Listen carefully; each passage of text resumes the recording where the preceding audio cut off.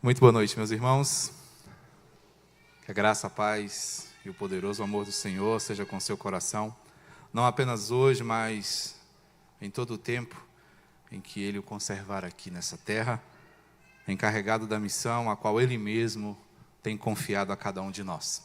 É sempre uma alegria muito grande poder estar reunido com vocês, com o objetivo que nos traz a esta casa, que é adorar o nome maravilhoso do Senhor. E fazer isso na companhia de muitos queridos irmãos e amigos que nos visitam nessa noite, torna tudo ainda mais gracioso. Assim, meus irmãos, nós estamos chegando de uma semana de bastante trabalho, mas também uma semana bastante abençoadora, onde as misericórdias e o cuidado do Senhor se manifestaram abundantemente sobre as nossas vidas. Nosso coração está cheio de gratidão, louvor a Deus por tudo que Ele tem feito a despeito de cada um de nós. Vamos, portanto, ao texto da carta aos Hebreus, ainda no capítulo 1, a carta aos Hebreus que permeia a nova série que nós estamos a desenvolver. No último domingo nós estivemos expondo os primeiros 4 versículos e hoje daremos prosseguimento. E assim eu peço a você que abra o capítulo 1 de Hebreus a partir do verso 5. E nós seguiremos com a leitura até o verso de número 14.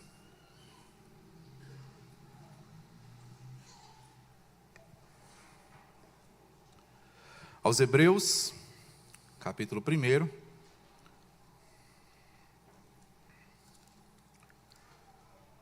versos 5 ao 14. Assim como estamos assentados, porém, com toda a reverência, leiamos o texto que está diante de nós. Está aí também projetado, o que não diminui a sua responsabilidade de andar com a sua própria Bíblia, não é? Então, leiamos no texto sagrado as palavras que seguem. Pois a qual dos anjos disse jamais: Tu és meu filho, eu hoje te gerei. E outra vez, eu lhe serei pai, e ele me será filho. E novamente, ao introduzir o primogênito no mundo, diz: E todos os anjos de Deus o adorem. Ainda quanto aos anjos diz: Aquele que a seus anjos faz ventos, e a seus ministros labaredas de fogo. Mas acerca do Filho, o teu trono, ó Deus, é para todo sempre, e cetro de equidade é o cetro do seu reino. Amaste a justiça e odiaste a iniquidade. Por isso Deus, o teu Deus, te ungiu com o óleo de alegria, como a nenhum dos teus companheiros. Ainda, no princípio, Senhor, lançaste os fundamentos da terra, e os céus são obra das tuas mãos. Eles perecerão, tu, porém, permaneces. Sim, todos eles envelhecerão, qual veste. Também qual manto os enrolarás, e como vestes serão igualmente mudados. Tu, porém, és o mesmo, e os seus atos jamais terão fim. Ora, a qual dos anjos jamais disse: Assenta-te à minha direita, até que eu ponha os seus inimigos por estrado dos teus pés? Não são todos eles espíritos ministradores, enviados para serviço a favor dos que hão de herdar a salvação? São perguntas, meus irmãos, bastante interessantes e, de certa forma, muito intrigantes para o nosso coração. Mas, pela graça e amor do Senhor, bem como pela condução do seu Espírito, haveremos de compreender o que nos diz as Sagradas Escrituras. Para tanto, oremos. Pai Santo, amado, obrigado porque temos a oportunidade de pensar a Tua Palavra, de ouvir, ó Deus, a mensagem que dela emana. Rogamos, portanto, ao Senhor, meu Pai, que desempeça o nosso coração de tudo aquilo que, porventura, intente obstaculizar o nosso entendimento. Ajuda-nos, pois, te rogamos, falas pessoalmente ao nosso coração, te pedimos nesta hora, no nome e no amor de Cristo Jesus. Amém. Pensar sobre convicção é extremamente importante.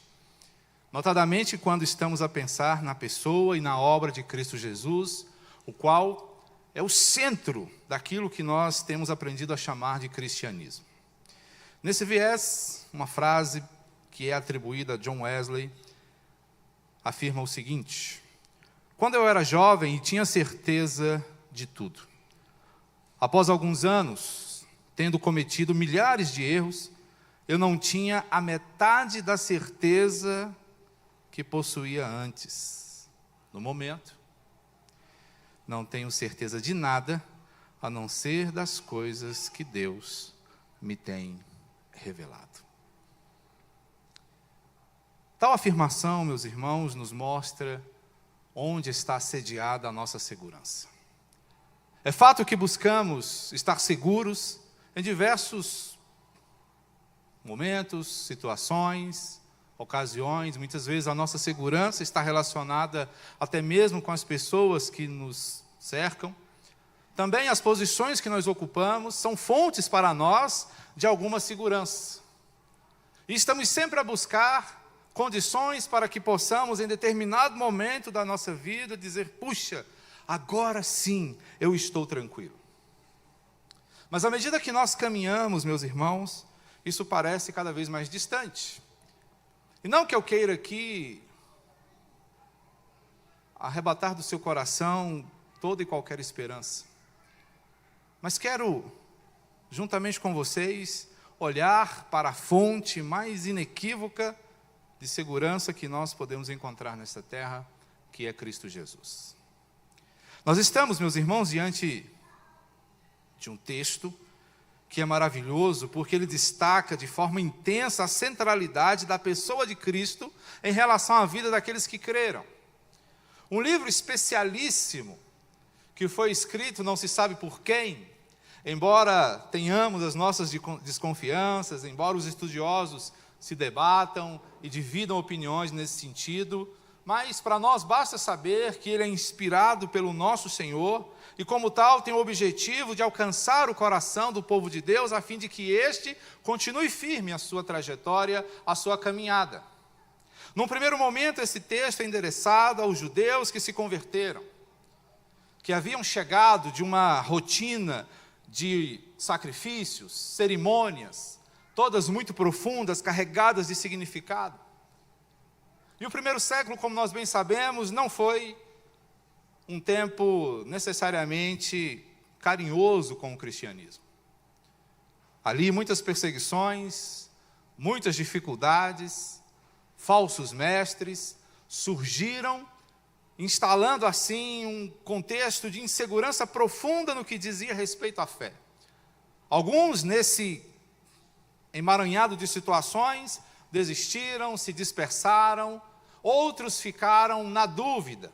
E é justamente a situação dos hebreus quando eles se deparam com todas essas coisas e ficam meio que claudicantes na sua fé, pensando, quem sabe, em voltar aos tempos do judaísmo, pois naquela antiga religião tão conhecida, já milenar, eles poderiam caminhar, quem sabe, com um pouco mais de paz.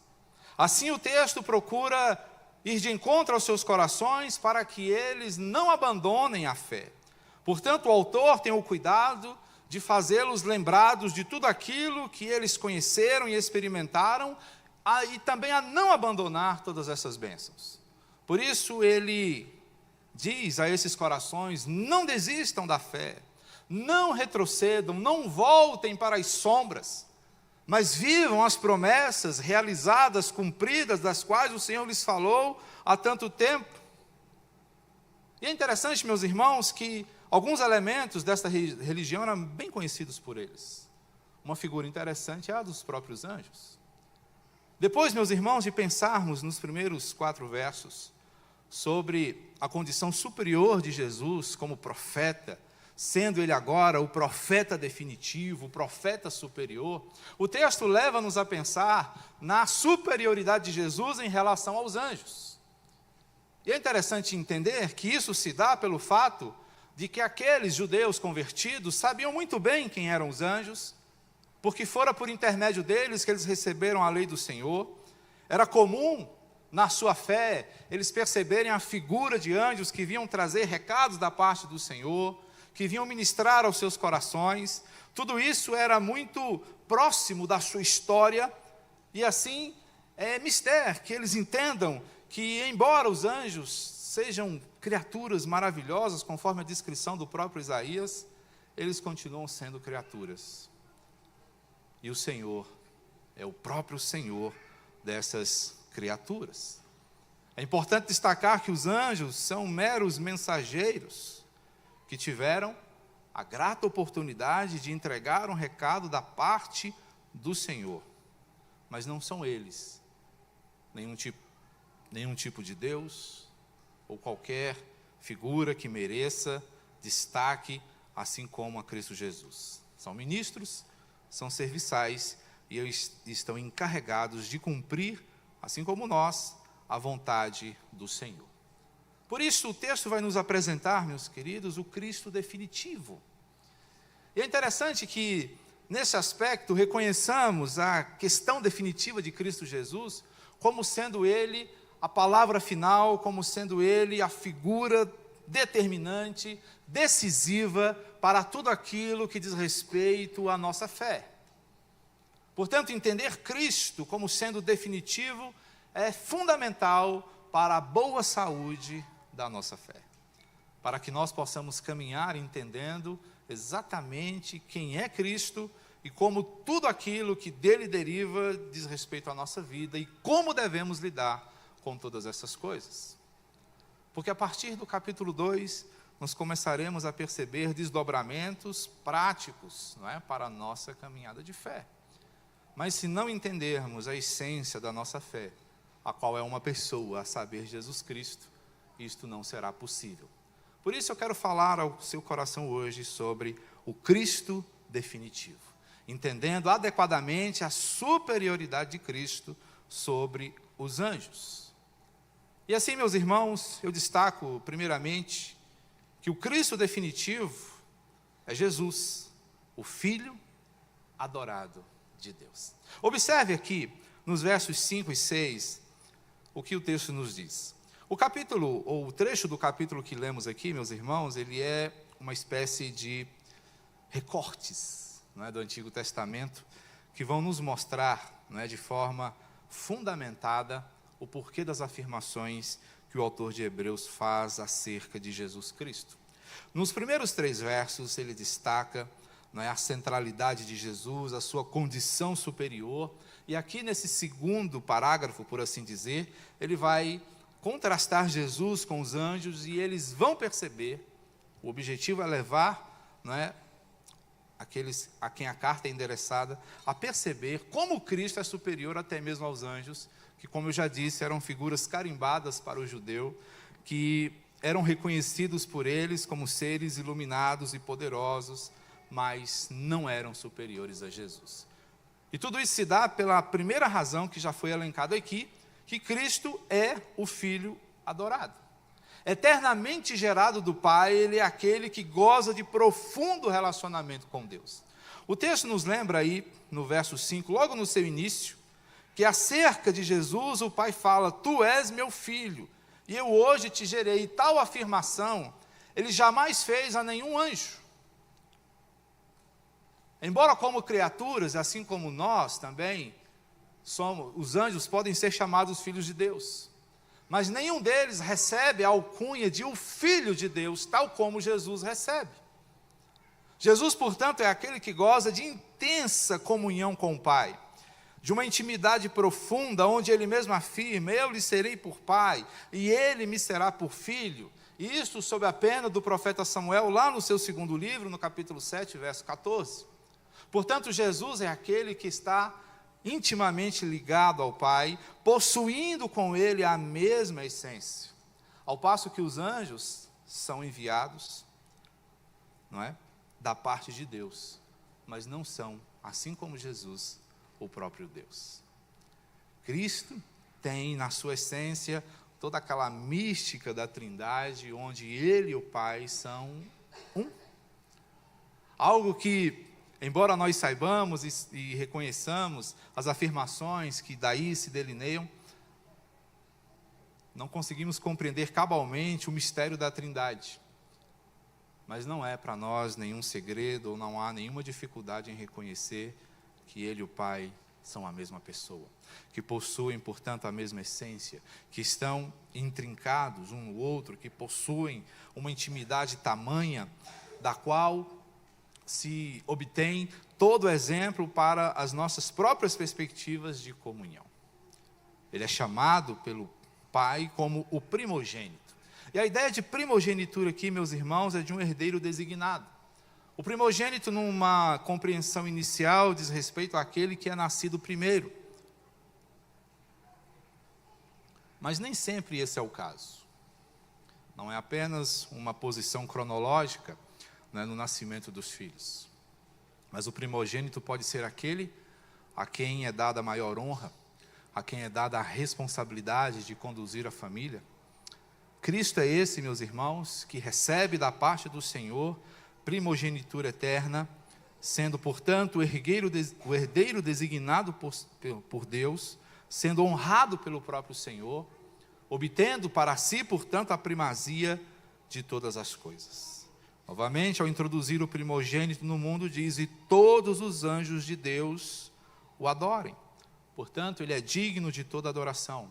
E diante dele prostra-se toda a terra, toda criatura. Ele é aquele diante do qual toda a terra estremece. A esse os anjos servem. Anjos, portanto, não recebem adoração. Encontramos anjos servindo, adorando, anunciando, cuidando de Jesus. Por exemplo, no momento da tentação no deserto, o confortando no jardim do Getsêmani. Não vemos o contrário. Portanto, Jesus é o Filho adorado de Deus, adorado pelos anjos, reconhecido pelo Pai como sendo aquele da sua própria essência. Jesus, portanto, é o primogênito de toda a criação. E entender esta máxima, meus irmãos, é de fundamental importância para nós, porque, lembrando das palavras do apóstolo João, nada do que foi feito sem Ele. Portanto, reconhecer a nossa missão nesse mundo coloca-nos numa importante compreensão de que sem Cristo nada podemos ser, nada podemos fazer, nada podemos alcançar.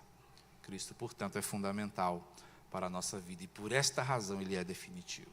Mas o Cristo definitivo não apenas é o Filho adorado. O Cristo definitivo, o qual é Jesus, é também o Criador exaltado. Os versos 7 e seguintes nos dizem: ainda quanto aos anjos diz, aquele que a seus anjos faz ventos, e a seus ministros labareda de fogo, mas acerca do Filho, o seu trono, ó Deus, é para todo sempre, e cetro de equidade é o cetro do seu reino.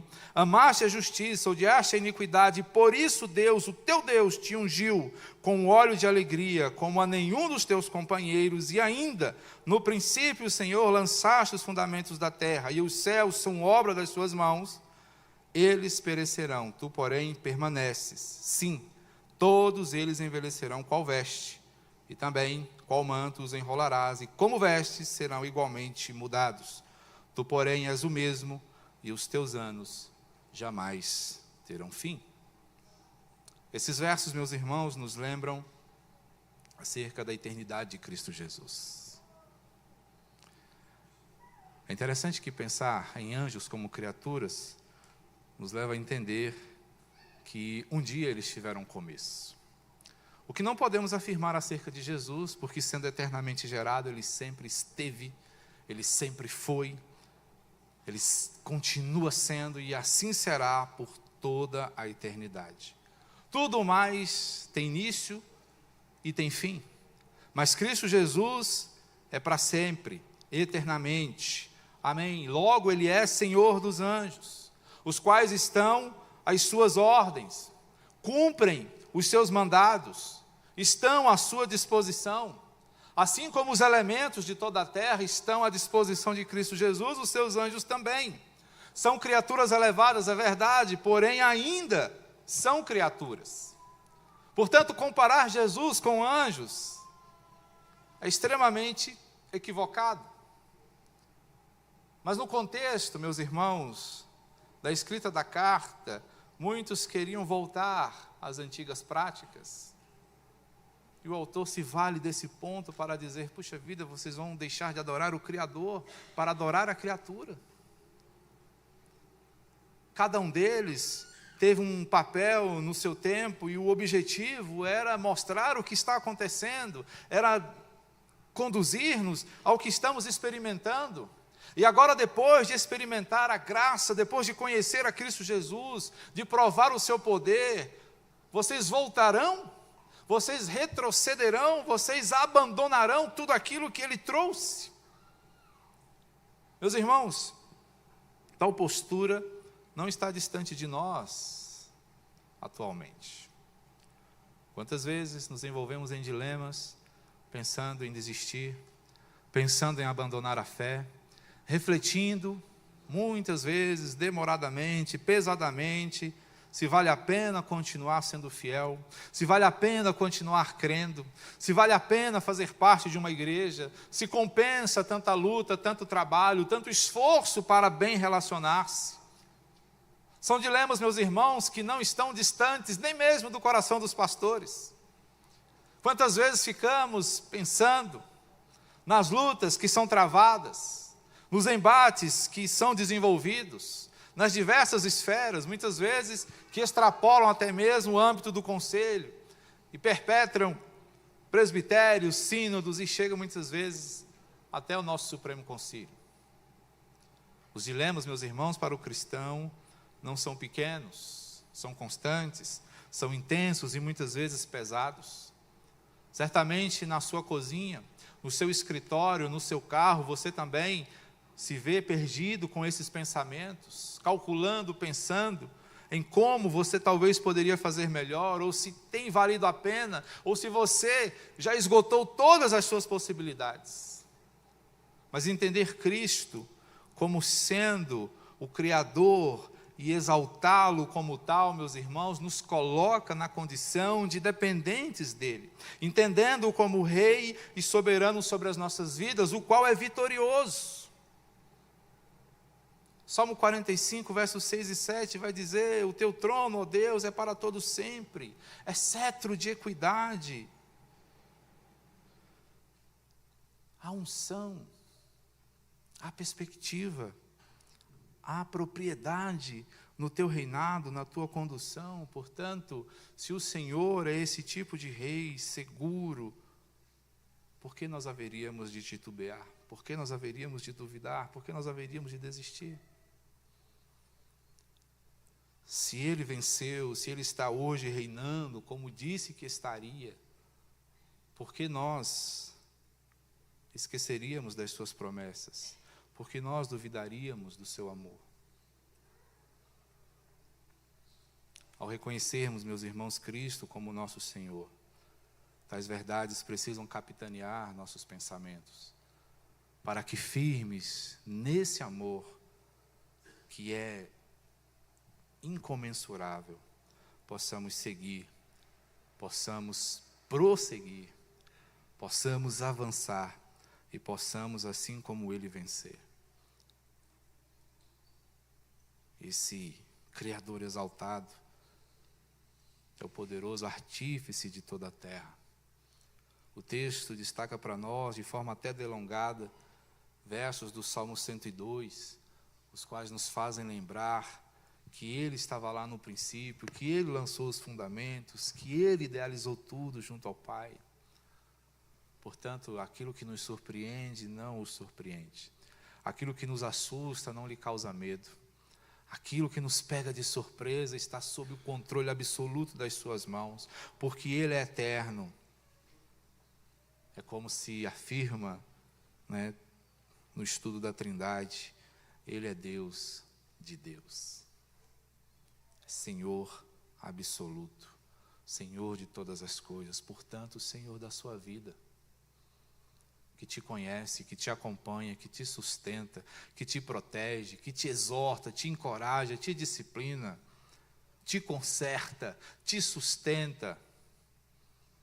Tudo isso por amor, a você, mas ainda mais pelo zelo da glória do nosso Senhor. Portanto, não há o que temer, não há por que duvidar, não há por que retroceder, porque o Cristo definitivo é o nosso Salvador. É Jesus o Filho adorado, é Jesus o Criador exaltado, mas é também Jesus o Senhor honrado. Versos 13 e 14, finalizando aqui a nossa prédica, nos diz: ora, a qual dos anjos jamais disse, assenta-te à minha direita, até que eu ponha os teus inimigos por estrada dos teus pés? Embora o Senhor ame as suas criaturas, não é aos anjos que Ele chama para sentar do seu lado. Não é homem algum, mas é o seu próprio Filho, que está lá representando a humanidade pela qual Ele deu a sua própria vida, mas Ele está assentado no lugar de honra. E este lugar é ocupado por Cristo, o Filho, é ocupado pelo Criador exaltado, é ocupado pelo Senhor, o qual é honrado pelo próprio Deus. Não tem nenhum anjo assentado ao lado do Senhor. Conforme a visão ainda de Isaías, eles estão ao redor do Senhor, glorificando, cobrindo os seus rostos, cobrindo os seus pés, adorando e dizendo: santo, santo, santo é o Senhor, o Rei dos exércitos. E esse adorado é Cristo Jesus. Portanto, os anjos o adoram, não recebem adoração. Eles reconhecem a sua beleza, reconhecem a sua santidade, estão diante do seu trono, sabem que Ele é poderoso para vencer os seus oponentes. É importante que entendamos que, em relação a nós, os anjos possuem alguma condição maravilhosa, mas entendamos que eles estão sempre encarregados de servir a Deus, a Cristo e aos eleitos. Olha o que diz o verso 14, que maravilha. Não são todos eles espíritos ministradores enviados para o serviço a favor dos que hão de herdar a salvação? É do salmista também que vem a promessa de que aos seus anjos dará ordem a teu respeito. É eles que estão encarregados de cuidar daqueles que temem, de livrá-los. Sim, eles cuidam de nós por ordem do Senhor. E aqui, meus irmãos, vemos o cuidado, vemos o amor do Senhor. Mas nós estamos caminhando rumo à consumação. E uma vez glorificados, teremos a honra de julgar ao lado de Jesus o mundo e os próprios anjos. Portanto, comparar Jesus com anjo é algo extremamente incompreensível. Porque eles são criaturas. Jesus é o Criador. Jesus é Senhor deles também.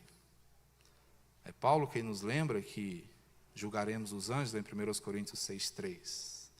Portanto, homens e anjos são submissos ao senhorio de Cristo Jesus, o que o torna incomparável, majestoso, como cantamos, glorioso, Deus eterno, incomparável. Portanto, o Senhor honrado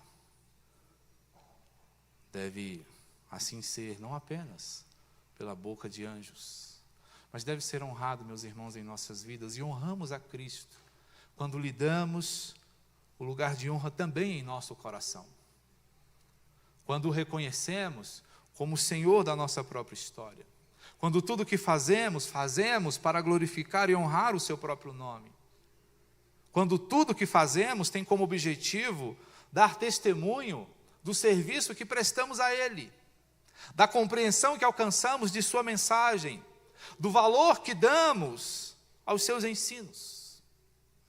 Quando pensávamos hoje pela manhã, pela pena de Josué, capítulo 1, entendemos que amar os mandamentos, amar a palavra é fundamental para a nossa vida.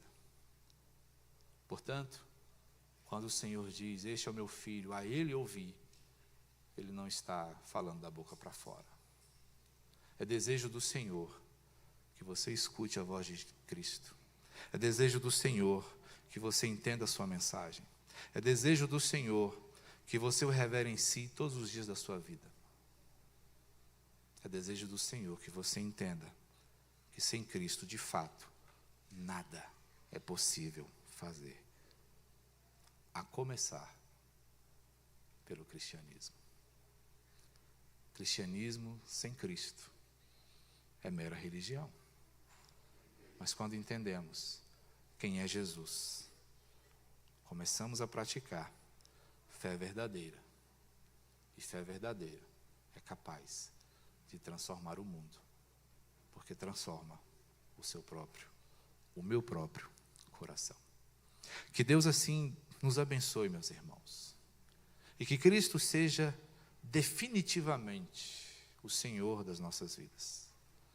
Que reconheçamos a sua superioridade não apenas em relação aos anjos, mas que seja Ele reconhecido como superior em relação aos nossos medos, aos nossos anseios, aos ídolos que fabricamos cotidianamente, àquelas coisas que teimamos em amar mais do que o próprio Deus. Que tenha Ele misericórdia de nós e nos ajude, abençoando-nos cotidianamente. Amém? Vamos orar? Santo Deus, eterno e poderoso Pai, te agradecemos, louvamos-te o nome. Pois, ó Deus, por meio de Cristo Jesus, te conhecemos. E é Ele, Senhor, quem nos capacita a te amar. Obrigado pela graça, obrigado pelo amor, obrigado pelo ensino, obrigado, ó Deus, por tua misericórdia. Que definitivamente Cristo reine em nosso coração. Que o adoremos reconhecendo a sua condição de filho amado do Senhor. Que o exaltemos, acreditando a Ele, a autoria de toda a criação. Mas também que o honremos todos os dias em nosso coração, cumprindo assim o ensino da Tua palavra, que nos conduz a dar perfeita razão da esperança que habita o nosso coração. Obrigado, Deus, porque a Tua fidelidade nos conduz. E esperamos, ó Deus, ser encontrados diariamente, fiéis e agradáveis aos Teus olhos que são santos. Leva-nos em paz, ó Deus, nesta noite, e uma vez de volta ao nosso lar, que possamos experimentar ali, ó Deus, da alegria, da comunhão contigo e com os nossos. E que orientados, ó Deus, pela Tua palavra e pela graça a nós ministrada, possamos vencer mais uma semana, ó Deus, sob os auspícios da Tua paz. E que outra vez reunidos, na nova oportunidade que o Senhor nos der, que seja tudo isso refletido na comunhão e no amor uns pelos outros. Obrigado, Senhor, nós te adoramos. Amém. Recebam a bênção, irmãos. Que a graça do nosso Senhor, o Salvador Jesus Cristo, o amor de Deus, o nosso Pai, e o consolo, a orientação e o poder do Espírito Santo sejam com todo o povo de Deus, o qual caminha por esta terra cumprindo a sua missão, mas tem em seu coração a ardente expectativa do dia de Cristo, em face do qual estaremos para sempre ao seu lado, reinando e o adorando por todo sempre. Amém.